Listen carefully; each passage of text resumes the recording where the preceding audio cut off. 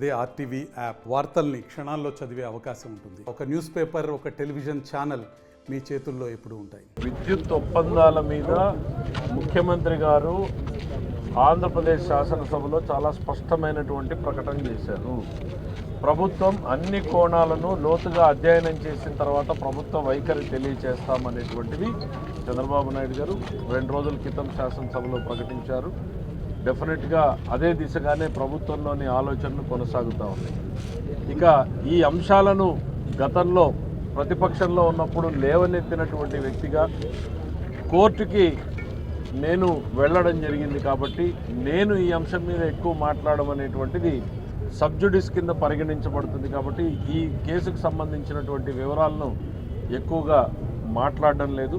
ప్రభుత్వం మాత్రం దీన్ని అన్ని కోణాల్లోనూ ఆర్థిక పరంగా, న్యాయపరంగా, భవిష్యత్తులో షార్టేజ్ ఆఫ్ సప్లైస్ ఇవన్నింటినీ పరిశీలన అనేటువంటిది ముఖ్యమంత్రి గారు ఏదైతే ప్రకటన చేశారో ఆ కార్యక్రమంలో ప్రభుత్వం చేస్తా ఉన్నారు. మరిన్ని వీడియోస్ కోసం ఛానల్ ని సబ్స్క్రైబ్ చేయండి. లేటెస్ట్ అప్డేట్స్ కోసం వాట్సాప్ ఛానల్ ని ఫాలో అవ్వండి. ఆ లింక్ డిస్క్రిప్షన్ లో ఉంది.